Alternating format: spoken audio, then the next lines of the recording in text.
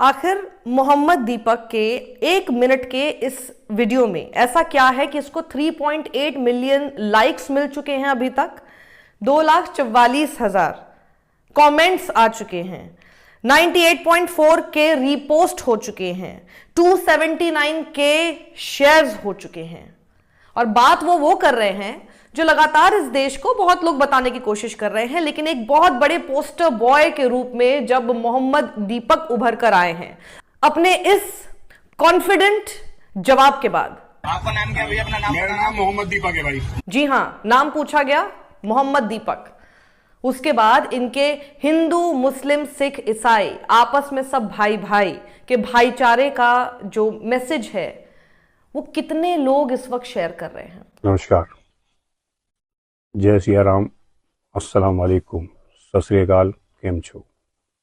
ना मैं हिंदू हूँ, ना मैं मुसलमान हूँ, ना मैं सिख हूँ, ना मैं ईसाई हूँ। सबसे पहले मैं एक इंसान हूँ, क्योंकि मरने के बाद मुझे जवाब भगवान को देना है, इंसानियत को देना है, ना कि किसी धर्म को देना है। कुछ टाइम से आप एक चीज़ नोटिस कर रहे होंगे कि सोशल मीडिया पर एक वीडियो बहुत तेज़ी से वायरल हो रही है हिंदू मुसलमान को लेकर। किसी एक इंसान को टारगेट करना मेरे हिसाब से ये गलत है, ऐसा नहीं होना चाहिए, चाहे वो हिंदू हो चाहे वो मुसलमान हो। आप लोगों से, आप भाइयों से, बहनों से, दोस्तों से मैं बस इतना कहना चाहता हूँ कि हमारे देश को प्यार की ज़रूरत है, मोहब्बत की ज़रूरत है, ना कि कोई नफ़रत की। नफ़रत तो आप कितनी भी फैला सकते हो, उसमें कोई दिक्कत नहीं है, मगर प्यार बांटना बहुत बड़ी बात है। तो प्लीज़ प्यार से देखिए हमारे देश को, हमारे देश के लोगों को। धन्यवाद। इसको देखकर यह समझ में आता है कि देखिए, एक शख्स उत्तराखंड में खड़ा होता उस पूरी भीड़ के बीच में, हीरोइक है ये, क्योंकि उनकी दुकान को नहीं वहां पर कोई टारगेट कर रहा था, वो आए किसी और के लिए। और भी लोग हो सकते थे जो नहीं आए। अब देखिए, ये 3 कैटेगरी में आप इनको बांध सकते हैं। कौशिक राज ने बहुत अच्छा लिखा है, बहुत अच्छी बात कही है कि इस देश में ना 3 तरह के हिंदू हैं। एक वो जो ये सब कुछ होता है उसको देखकर खुश होते हैं, उनको लगता है कि जो हो रहा है ठीक हो रहा है इनके साथ, मुसलमान की जो है ना चूड़ी टाइट होनी चाहिए। एक वो है हिंदू जो देखते हैं, बुरा मानते हैं, अंदर से शायद फ्रस्ट्रेट भी होते हैं, गुस्से में भी आते हैं और फिर लाचार हो जाते हैं और उसके बाद फिर मूव ऑन कर जाते हैं अपनी लाइफ में। मोहम्मद दीपक जो है वो तीसरी कैटेगरी के वो हिंदू हैं जिन्होंने देखा, गुस्सा भी आया, फ्रस्ट्रेशन भी हुई और सिर्फ खड़े खड़े सिर्फ देखते नहीं रहे, कुछ किया भी, एक्शन लिया, वहां पहुंचे, बीच में घुसे और बोला कि नहीं ये गलत है। ये देखिए, जर्मनी में जिस तरह से इलीगल हुआ करता था ना कि जर्मन अगर किसी ज्यू को प्रोटेक्ट करे या फिर ज्यू के पक्ष में आकर बोले, भले ही वो सही कर रहा है, वो इलीगल था। बिल्कुल उसी तरह से मोहम्मद दीपक, क्योंकि जो कर रहे थे ऐसा ही एकदम नाजी जर्मनी बना दिया गया है, तो उनके खिलाफ एफआईआर कर दी गई, उनके दोस्त के खिलाफ एफआईआर कर दी गई जो भी उनके साथ पहुंचे वहां पे।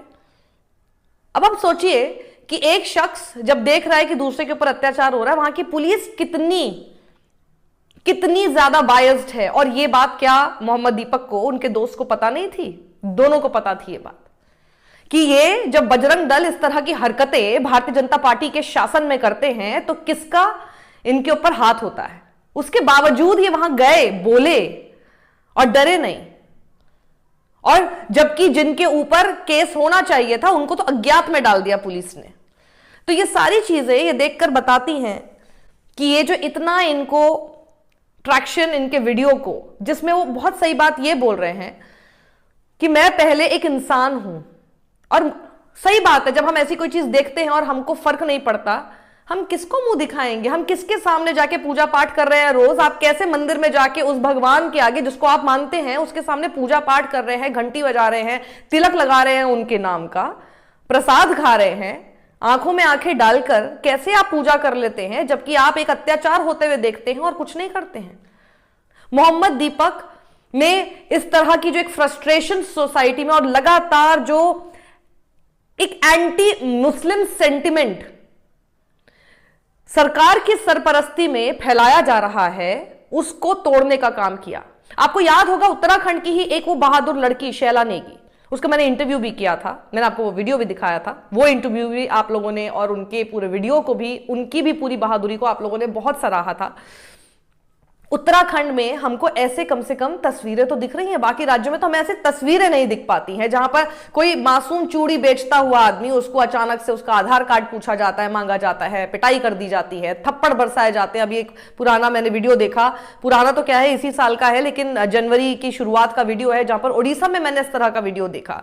सोचिए, उड़ीसा में इनकी सरकार आ गई और उड़ीसा में इस तरह के वीडियो दिखाई दे रहे हैं जहां पर दे दनादन थप्पड़ मारे जा रहे हैं एक मुसलमान को। जहां इनकी सरकार आती है वहां इनकी हरकतें शुरू हो जाती हैं। ऐसा क्या कनेक्शन है फिर भारतीय जनता पार्टी और बजरंग दल में, जो कि मुझे बताने की जरूरत नहीं है। ये सारे के सारे गुंडे बजरंग दल के वहीं पर जाकर इतने क्यों एक्टिव हो जाते हैं जहां पर बीजेपी का शासन होता है।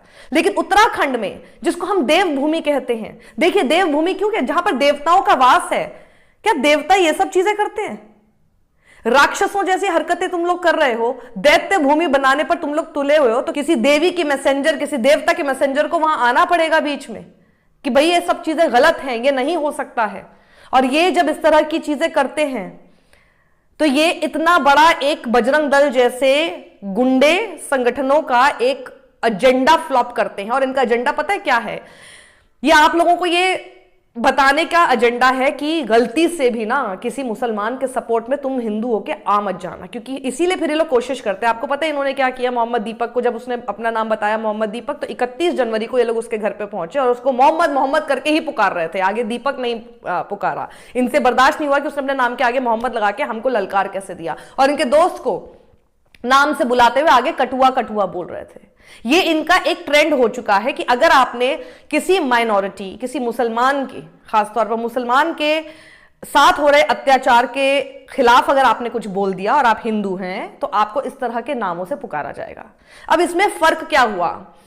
ये इसलिए मैटर करता है क्योंकि जो दीपक हैं वो खुद एक हनुमान के भक्त है। वैसे तो इस बात से कोई फर्क नहीं पड़ना चाहिए, लेकिन क्योंकि जिस तरह का माहौल बना दिया गया है उसमें अगर कोई एथीस्ट जो कि किसी भगवान में विश्वास नहीं करता है, किसी धर्म में विश्वास नहीं करता है, वो अगर आके बोले तो उसको तो वैसे ही एकदम खारिज कर दिया जाता है। लेकिन जो शख्स जिसके जिम में हनुमान जी के पोस्टर लगे हुए हैं, जो लगातार इस तरह की पोस्ट करते रहे हैं, जय सिया राम, इस तरह की बातें बोलते, तो फिर जब वो आके खड़े होते हैं, तो जब वो आके बोलते हैं, तो वही संगठन जो खुद बजरंग दल का, बजरंग बली का नाम इस्तेमाल करते हुए गुंडागर्दी और रावणों जैसा काम कर रहा है, उसको बहुत बड़ा इंटिमिडेशन ऐसे दीपक से होता है।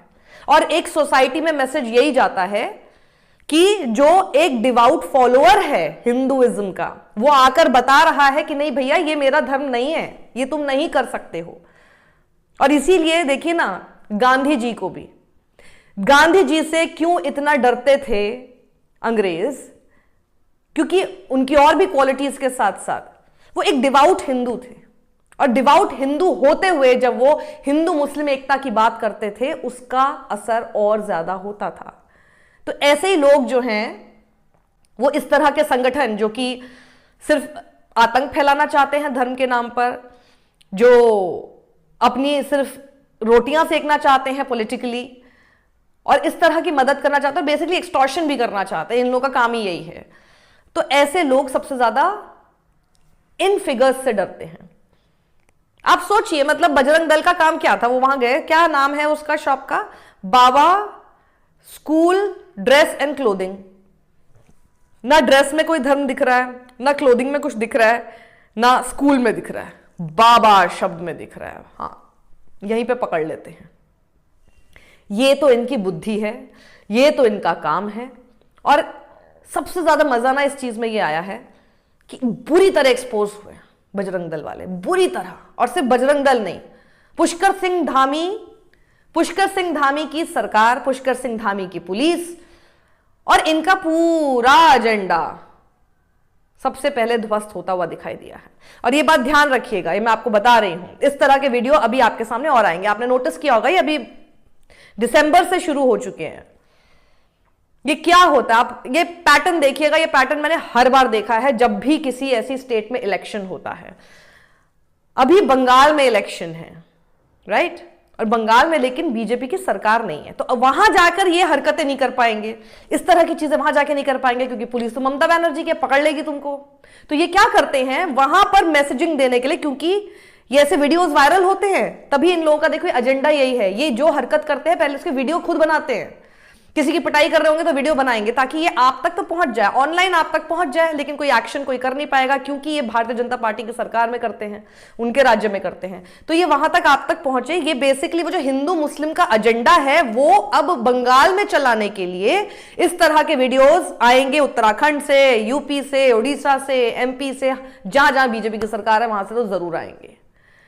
तो ये पैटर्न आप समझ लीजिए, और इस पैटर्न को सबसे ज्यादा एक्सपोज इस वक्त दीपक ने किया है, और उनके साथ उनके दोस्त और सब लोग जो भी इस वक्त उन शॉपकीपर के साथ खड़े हैं, वकील अहमद के साथ खड़े हैं, जो अब उन लोगों की वजह से इतने हिम्मत में हैं कि बोल रहे हैं मैं अपनी दुकान का नाम नहीं बदलूंगा। जब इतने लोगों का सपोर्ट है, और बिल्कुल सही बात, अगर बदल देंगे तो इन सब लोगों ने जिस तरह का साथ दिया है और जिस चीज के लिए दिया है, जिस सही के लिए दिया है, फिर वो सैक्रिफाइस किसी मायने नहीं रहेगा।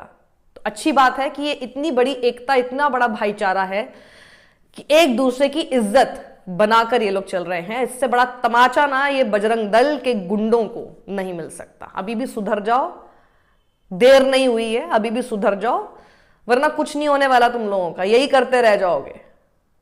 इस वीडियो को ज्यादा लोगों तक पहुंचाइए ताकि ये बजरंग दल के जितने लोग हैं ना, और या फिर इस तरह की सोच के लोग आपको अगर अपने व्हाट्सएप ग्रुप्स में भी दिखते हैं, उन तक तो पहुंच ही जाए और एक्सपोज हो जाए।